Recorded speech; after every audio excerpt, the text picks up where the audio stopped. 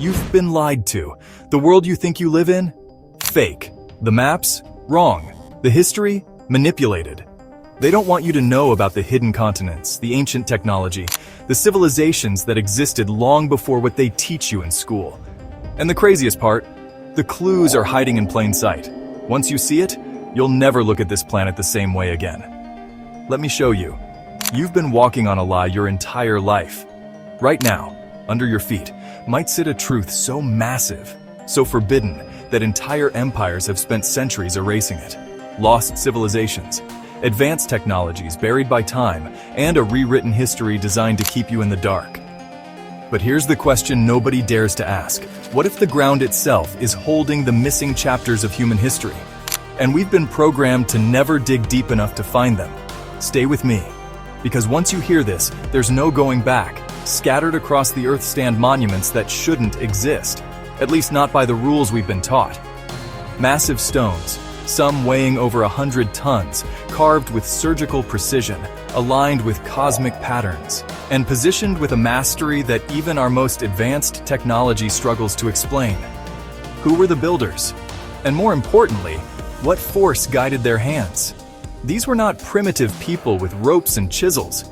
These are the fingerprints of an ancient intelligence, a lost science, a forbidden technology. Their knowledge wasn't forgotten, it was erased. Because if the truth came to light, it would rewrite the entire story of human history. What did they know that we're not supposed to remember? Across every ancient culture, myths and legends echo a strangely familiar tale of a golden age lost to cataclysm when gods once walked among mortals. These stories, whispered through generations, may not be mere fantasy, but encrypted fragments of forgotten history, encoded in myth to withstand the erosion of time. These are echoes of a forgotten chapter of our planet's history, a chapter that has been deliberately erased from our collective memory. Ancient manuscripts, crumbling tablets, and ruins swallowed by jungle hint at a world far older and more mysterious than we dare to imagine. Why do ancient cultures, separated by vast oceans and thousands of years, share such specific architectural and astronomical knowledge? How did they align their monuments with the stars, and why do their myths speak of cosmic cycles and celestial visitors? The similarities are too striking to be mere coincidence. The evidence is all around us, hidden in plain sight, waiting for those willing to question, to dig deeper, and to see beyond the veil of accepted history.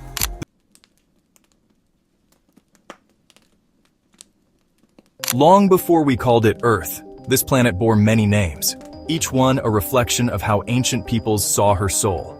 These names weren't mere labels, but sacred acknowledgments of a living, breathing entity, an ancient guardian that nourished them, guided them, and held the mysteries of existence beneath their feet. The Greeks called her Gaia, the primordial mother who birthed all life into existence.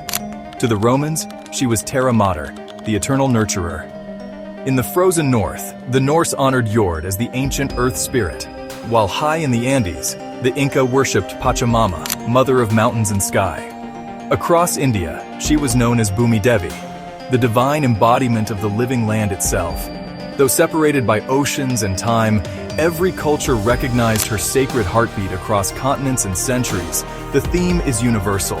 The earth is alive, a parent and protector, a force that gives and sustains life.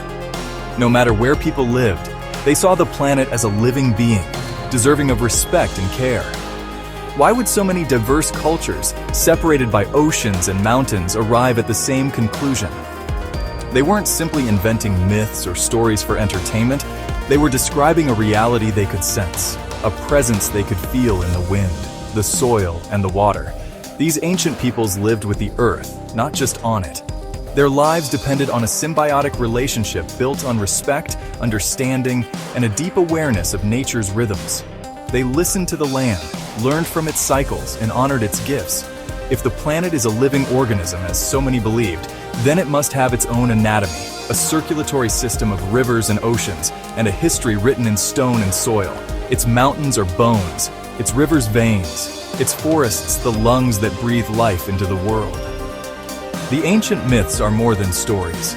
They are the planet's biography, a record of its spirit and memory, passed down through generations as a way to remember and honor our origins. To understand the forbidden truth, we must learn to see the world as our ancestors did, as our great and ancient mother, alive with wisdom, mystery, and a story that still waits to be heard. The Babylonian Enuma Elish tells of Tiamat, a primordial planet destroyed in a cosmic war. Marduk split Tiamat in two. One half became the heavens, the other the earth. Her consort Kingu became our moon. Could the asteroid belt be the scattered remnants of Tiamat? Mars, scarred and battered, may bear the wounds of this ancient cataclysm. Earth's vast oceans and the moon's strange composition hint at a violent origin. This hypothesis, that Earth is a fragment of a destroyed world, changes everything. Our planet was born from cosmic catastrophe, not slow, orderly processes.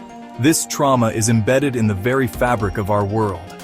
It's a forbidden history, revealing a universe far more chaotic than we're comfortable with. We are living on the battlefield of the gods.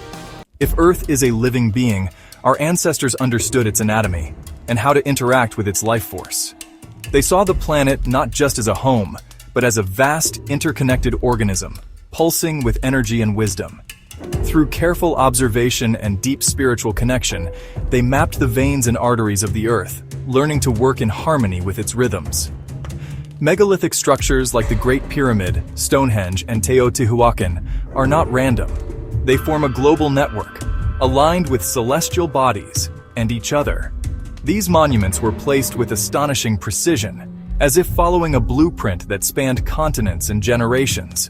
Their locations reveal a sophisticated understanding of astronomy, mathematics, and the subtle energies of the Earth. The Great Pyramid sits at the geographical center of Earth's landmass. No coincidence. Its placement suggests a deliberate choice, reflecting a knowledge of the planet's geometry that still baffles modern researchers. This planetary grid suggests a lost civilization with advanced knowledge of energy and geodesy. The lines connecting these sites, often called ley lines, hint at a forgotten science that once unified distant cultures. These structures, built at energetic nodes, harnessed and transmitted the planet's natural power. Ancient builders may have tapped into these energy flows for healing, spiritual awakening, and even technological purposes. They were the power plants and transmission towers of a forgotten world. Their stones still hum with a mysterious force, echoing the ingenuity of their creators. This energy could have been used for wireless power, communication, or even influencing consciousness. Imagine a world where information and energy flowed freely, connecting people across vast distances without wires or modern technology. The existence of this grid challenges our accepted history. It invites us to reconsider what we know about the past and to question how much ancient wisdom has been lost or overlooked. Our ancestors were not primitive. They were masters of a science we are only beginning to rediscover. Their legacy endures in stone and legend, waiting for us to unlock its secrets and reconnect with the ancient power that once spanned the globe. The idea of a planetary grid is echoed in the ancient concept of ley lines, energy pathways crisscrossing the Earth. Cultures worldwide describe these lines: dragon lines in China, song lines in Australia, spirit paths in Britain. These were not imaginary. They were real currents of terrestrial energy, the veins of Gaia. Ancient builders sensed these lines and constructed temples and stone circles at their intersections, creating powerful energy vortices. Think of it as planetary acupuncture, megaliths as tuning forks, amplifying Earth's natural frequency. Materials like quartz and granite with piezoelectric properties were crucial to this technology. Today, we ignore these patterns, severing connections our ancestors maintained. Rediscovering ley lines is key to reconnecting with ancient wisdom. The Earth's song is waiting for us to listen again. Where did this ancient knowledge come from? It may lie in their understanding of ether, the cosmic energy field. Ancient traditions spoke of nine ether, the primordial force from which all matter and consciousness originate. Melanin, seen by modern science as mere pigment, was understood as a biological superconductor, solidified nine ether. The more melanin, the greater the potential to connect with universal life force and manifest intention. Ancient civilizations, especially in Africa, valued this knowledge, using spiritual practices to activate the pineal gland, the third eye. This is a forbidden truth, challenging modern hierarchies and revealing our ancestors as sophisticated cosmic scientists. We are not separate from the universe. We are its direct expression, able to tap into infinite power.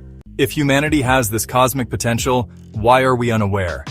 We are living in a frequency war, a battle for consciousness fought with information, sound, and vibration.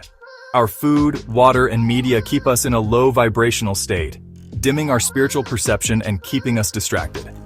This is a carefully constructed frequency fence to keep us compliant and asleep. Spiritually awake, people are hard to control. Distracted, fearful people are easy to manipulate. By keeping us in survival mode, the system ensures we never ask the big questions. The goal is to suppress our connection to the nine-ether universe and keep us locked in the material world. They have created a prison for our minds, built from noise and low-frequency vibrations. But every prison has an escape. Awareness is the key. Breaking free isn't about fighting the system. It's about changing your internal state. Start by recognizing and disengaging from low-frequency inputs. Turn off the news, limit toxic media, and reduce exposure to electromagnetic pollution. Create a space of mental and energetic sovereignty. Cultivate higher vibrations through meditation, grounding in nature, and mindful diet. Eat clean, living foods, and drink pure water to fuel your body's frequency. Practice sun gazing and activate your pineal gland to expand consciousness. These ancient practices raise your frequency and awaken dormant senses. Reclaiming your consciousness is an act of rebellion and a return to your cosmic birthright. We stand at a turning point. The old stories are crumbling and forbidden truths are rising. This is not the end, but the beginning of your own investigation. Question everything. See ancient myths as encoded truths, not fantasies. Visit ancient sites, feel their energy, and study their impossible engineering. Challenge your beliefs and look at the world with new eyes. The evidence is everywhere, waiting for those with the courage to see. The pursuit of truth is for those who dare to question the many. Your journey has just begun. Read, watch, and most importantly, trust your intuition. The earth is speaking. The cosmos is calling. The ancestors have left us clues. Take the first step. The greatest adventure is the rediscovery of ourselves. And trust me, we're only getting started. Click to watch the next video, where we dive even deeper into the hidden forces shaping our reality. Don't miss what's coming next.